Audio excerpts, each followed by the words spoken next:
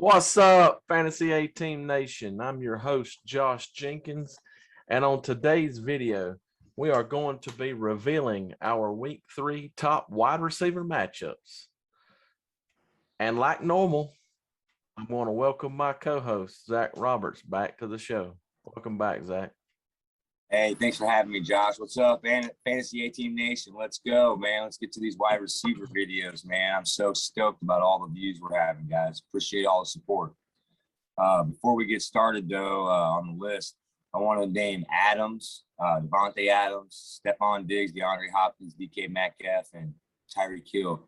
All those guys, you want to go ahead and start them up. Doesn't matter the matchup. We love these guys no matter who. They're on fire in their offenses.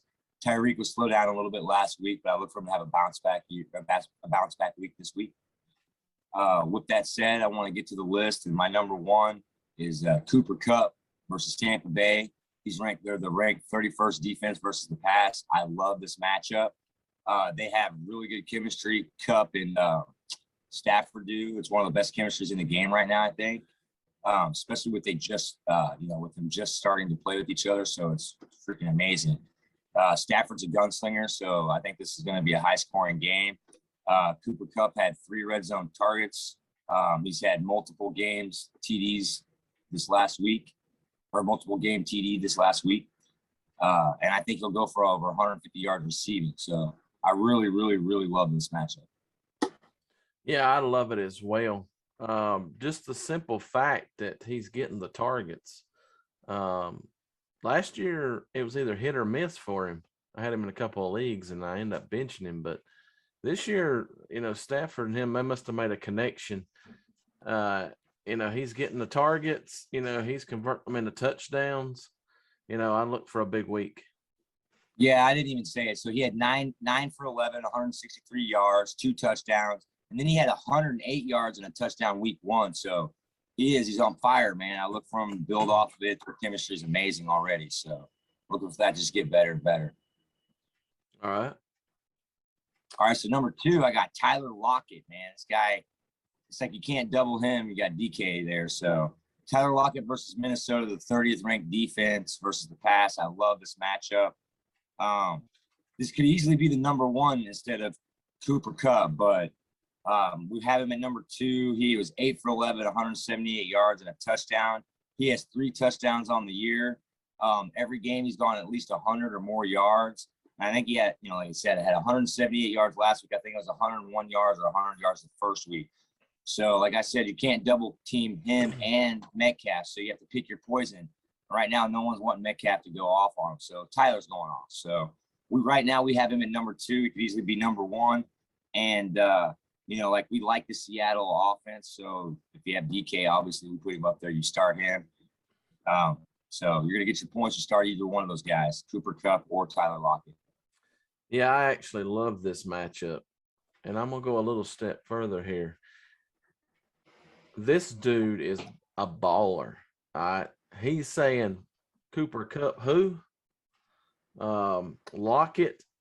He's making his case for the best wide receiver in the league. He's got that breakaway speed. I actually look for Lockett to produce this week like he did last week. I think he's going to have a similar thing. I mean, it's like pick your poison type of thing with Metcalf and Lockett. So Metcalf usually demands more targets than Lockett does. So that's why, throughout the course of the game, they're going to try and double team DK more, put more defense on him. So that opens it up for Tyler. So look for him to have more of the same this week. Now, number 3, I have Julio Jones. And he's playing Indy, the 27th ranked defense versus the pass. I really love this matchup. He was 6 for 8 last week, 128 yards. He didn't get in the end zone, but he's a really big body and a red zone threat. And so they can't double team him and AJ Brown. So with that said, man, I think he gets a touchdown and goes over 100 yards this week, Julio Jones. But you could easily have AJ Brown. Like if you have AJ Brown on your team, we really love this matchup. So we have Julio Jones at number 3, but it could easily be AJ Brown because it's this matchup this week that we really love. Yeah, I also agree. last week's performance by Julio, I believe, was a statement to all the haters from the week before. I believe he's like, I'm still here. I'm still the man. I'm going to get mine. So, go yeah, ahead. I was going to say you have Derrick Henry on the ground there, and then now you have two potential threatening wide receivers become really dangerous. They pulled out that overtime win, man. So it's pretty good. I think that they're both going to have a good week this week. I agree. Okay, so number 4, I got Calvin Ridley versus the New York Giants. Let's see. The New York Giants are the 20th ranked versus the pass, so I love this matchup. Calvin Ridley had 7 catches on 10 targets, 63 yards, and a touchdown. He has 3 red zone targets. He's the number 1 option there, people. So he could end up with a bunch of points if the game goes kind of like we thought it would, that Daniel Jones and Matt Ryan can have a duel because the defenses both aren't that great. So that probably doesn't translate to a lot of stops. It may even mean more field goals, but just more yardage for both teams, which means Calvin Ridley and the Atlanta Falcons will get. I think they'll be trying to play from behind too. Like you said, I think the Giants might win this game.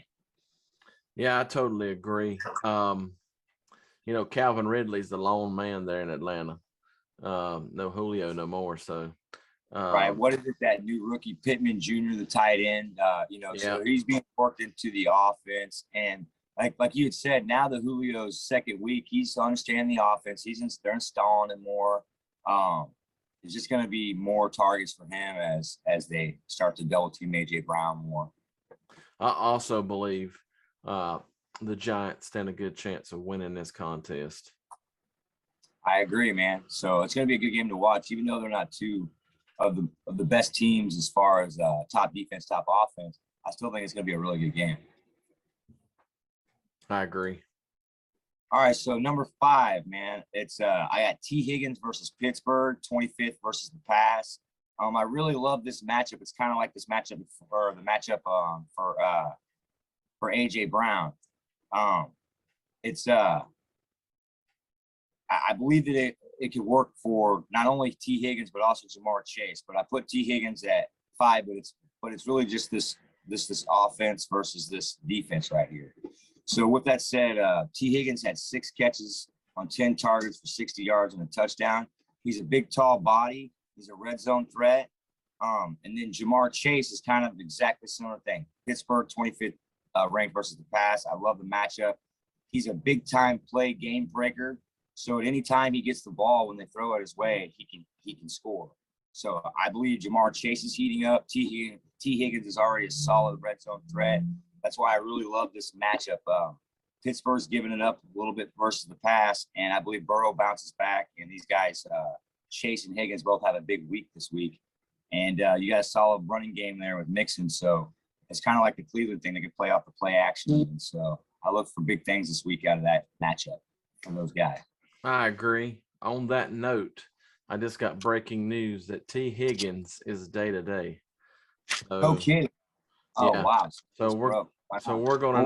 You're gonna need to keep up with the updates before you plug him in your lineup. Absolutely. So today's Wednesday. We're putting it up today. So watch and see what happens by Friday, people, and see if he's going to play. But even if not, that Jamar Chase, man, like I'm telling you, either one of those guys in that offense, if T. Higgins doesn't play, that's going to be more passes Jamar Chase's way.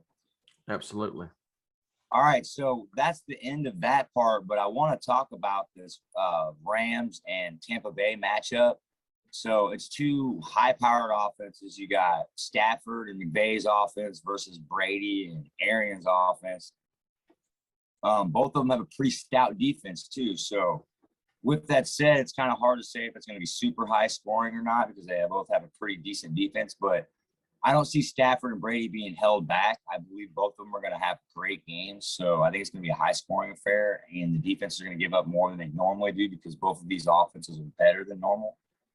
Just kind of like what happened with the Chiefs, like we still gave up 36 points that game. We need to make sure we hold our opponents below 28 with our offense. So we average over 30. So it's just one of those things. So that's what's going to be a fight here in this game. So with that said, I think that Stafford the Gunslinger is going to throw the ball at Kupp, Higbee, Jefferson, and Woods.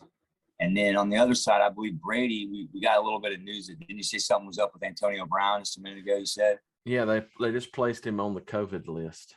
So with that said, Antonio Brown's on the COVID list, everybody. So we want to update everybody on that. So that just means Evans, Godwin, Fournette, Robert Jones, those guys are all going to get the ball a lot. And if Brown's out, they'll probably bring in like Humphries or somebody. And so that, there's going to be a lot of points on both sides of the ball in this game. So I just wanted to point this out to everybody that even though, we already talked about Kupp and we touched on a little bit of how good Brady is, in that offense. So last week, so we just want to bring this to your attention and say, hey, keep an eye on these guys. I believe that Jefferson guy and Woods could both break out, and Higbee, because Kupp's having an amazing season already. So it's just going to open it up if they try to cover him a little bit and take him a little bit away, that these other guys are going to get the ball.